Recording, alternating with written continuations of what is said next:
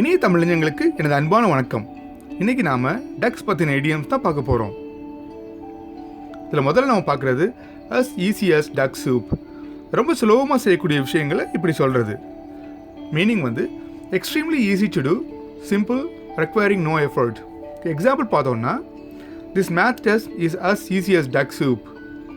இன்னொரு எக்ஸாம்பிள் பார்த்தோன்னா convincing the man to buy the car was as easy as duck soup. அடுத்தாவது நம்ம பார்க்குறது get one's ducks in a row.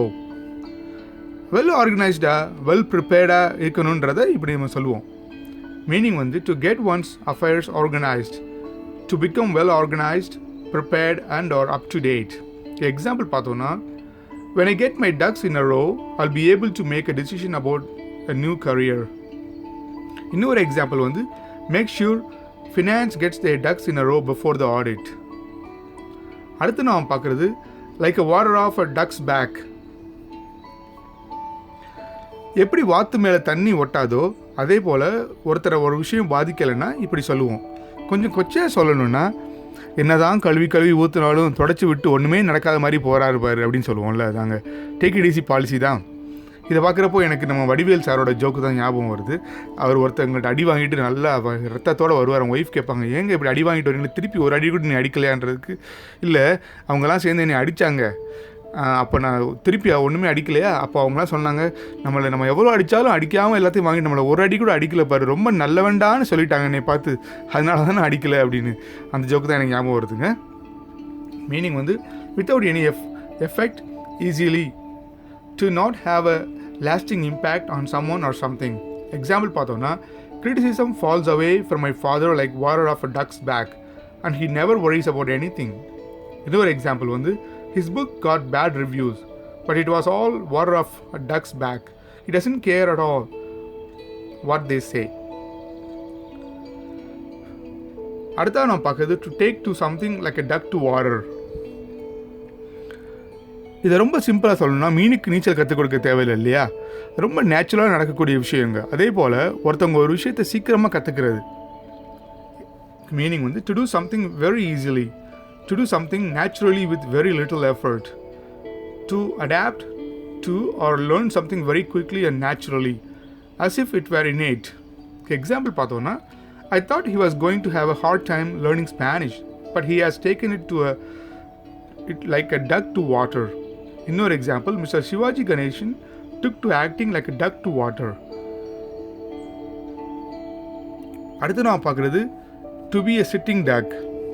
பாதுகாப்பே இல்லாமல் சுலபமாக அடுத்தவங்களோட தாக்குதலுக்கு உள்ளாகிறதுங்க.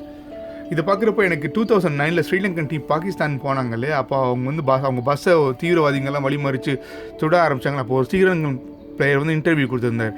we felt like we were sitting duck அப்படின்னு. அதாவது ஈஸியாக எதிரிகள் நம்மளை தாக்கிடுறாங்க அப்படின்னு. someone or something that is unprotected and vulnerable to some sort of attack. It can be a physical or verbal attack. Example வந்து the soldier at the window was like a sitting duck for the enemy. இன்னொரு example பார்த்தோம்னா when my car broke down in a bad neighborhood I felt like a sitting duck just waiting to get robbed. அடுத்தா நான் பார்க்குறது fine or lovely weather for ducks. மழை பெஞ்சிக்கிட்டு இருக்க காலநிலையை இப்படி சொல்கிறதுங்க. வெட் ஆர் ரெய்னி வெதர்னு அர்த்தம்.